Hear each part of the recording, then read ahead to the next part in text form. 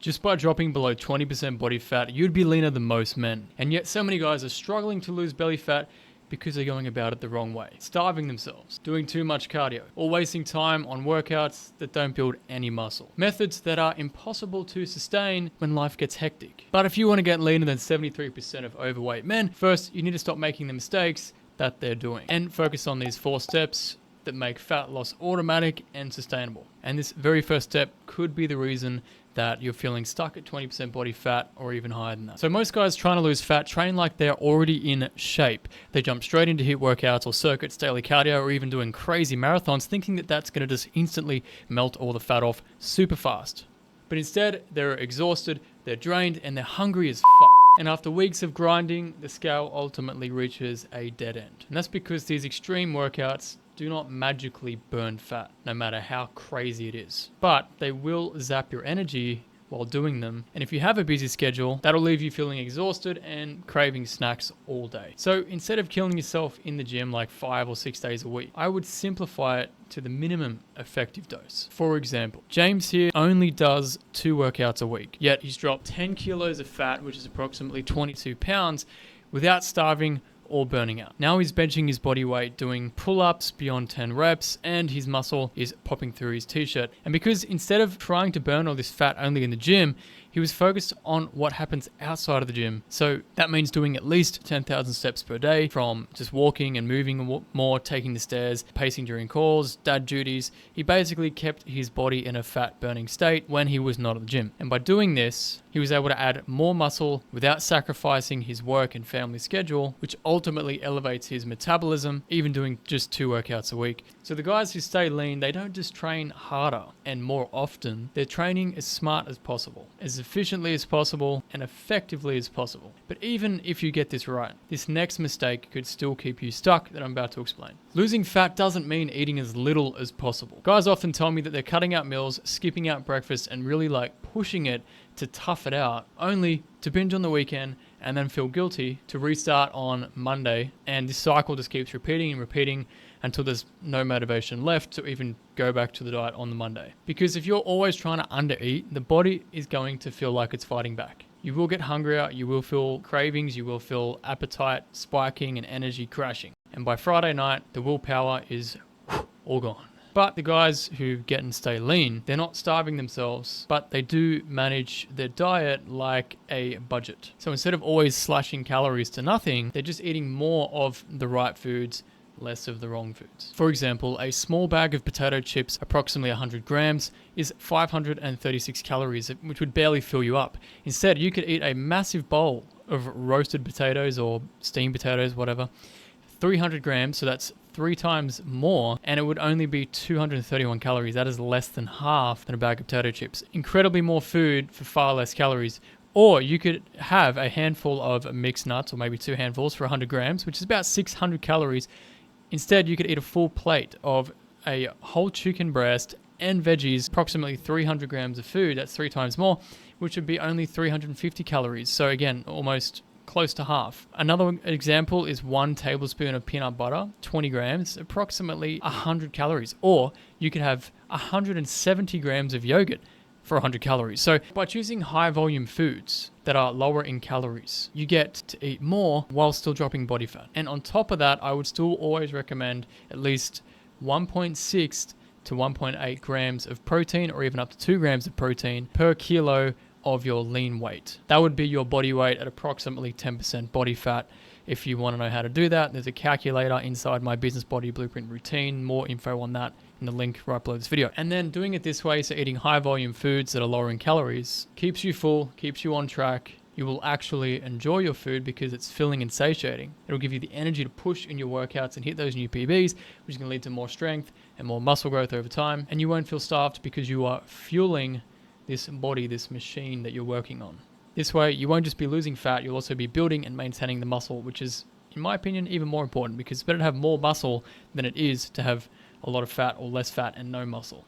However, I also encourage my clients to eat out, go take the family out, date night, business lunches, networking drinks, whatever it is, because that's part of life and it can fit into this budget. But this is where it's really easy to completely sabotage all your progress without even realizing it. And I'll show you exactly how to avoid this trap. One burger won't make you fat, but the screw it, I already messed up mindset, that is what keeps most men stuck. They eat a pizza or burgers with fries and some beers, or they go over their calorie budget just for one night.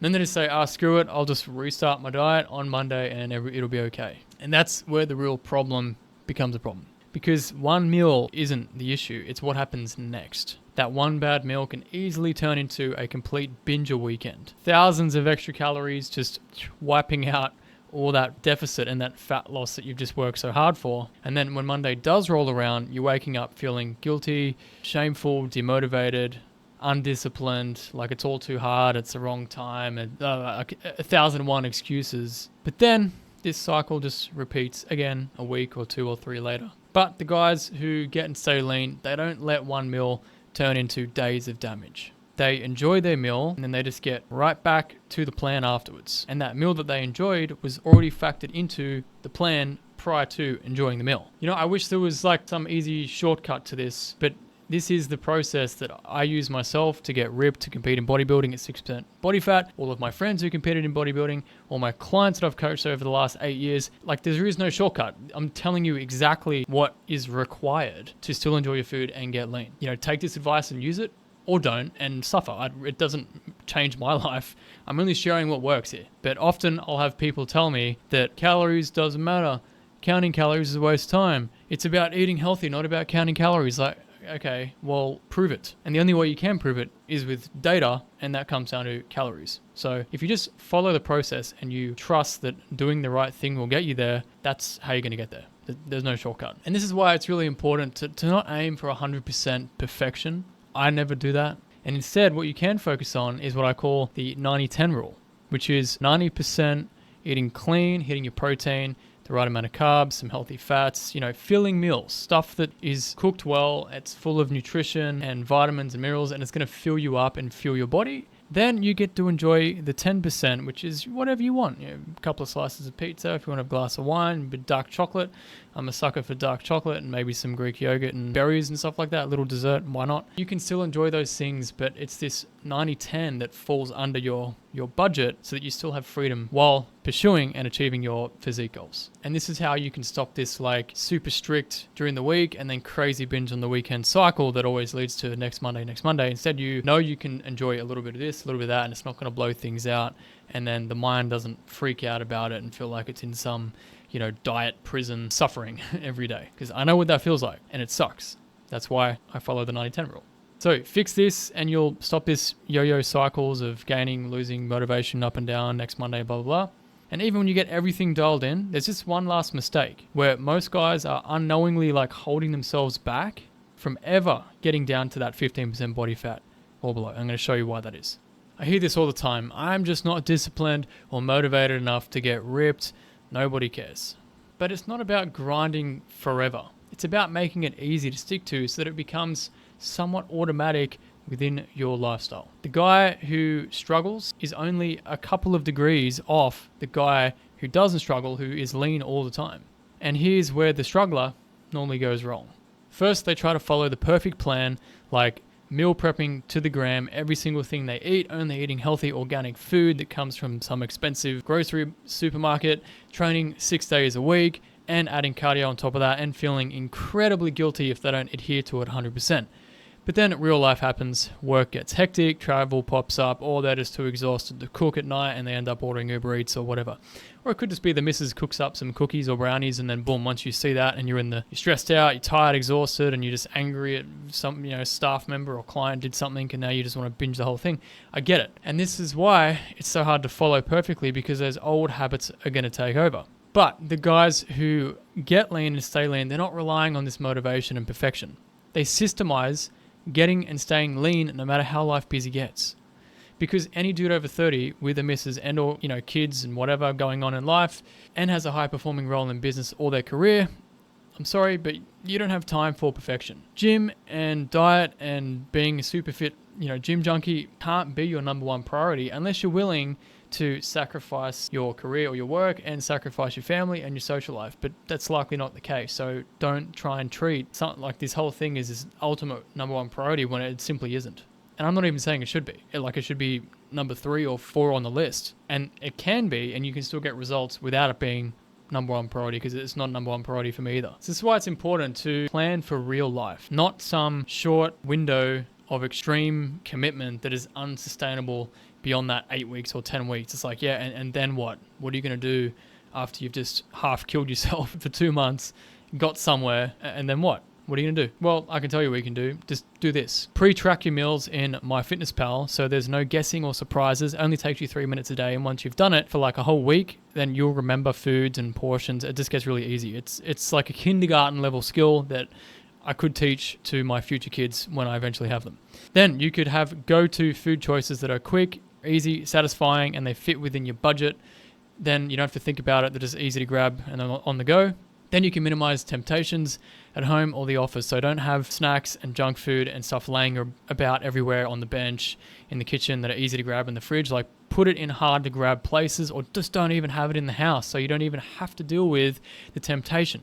And then you can stick to a simple 2 to 3 workouts per week training plan that is not complicated and is simple to compound exercises that trigger your whole body so that you're getting stronger everywhere equally in a nice, safe and balanced fashion without needing 101 different machines and special equipment. You could even do this from home. That's why my whole Business Body Blueprint routine is mapped out for guys who don't even have a lot of equipment. Maybe they have 2 dumbbells and a bench, or not even that. There's a whole bunch of options there, which you can learn about more in the link below. So this way, even if you are super busy, you can just follow this system and it'll still get you results, because you're not doing the behaviors that lead to gaining weight and being stuck that we've already talked about. And ultimately, when you do this, this is how you're going to get leaner than that 73% of overweight men, statistically based on US data. This way, getting lean just becomes inevitable in a period of time, and it doesn't even matter what that time is, because this is not a race.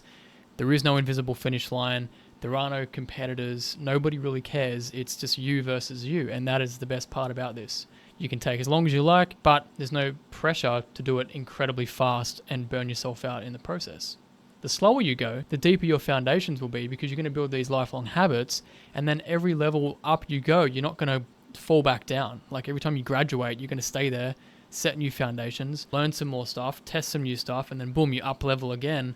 And that's why I've always taken not a slow approach, but a gradual approach.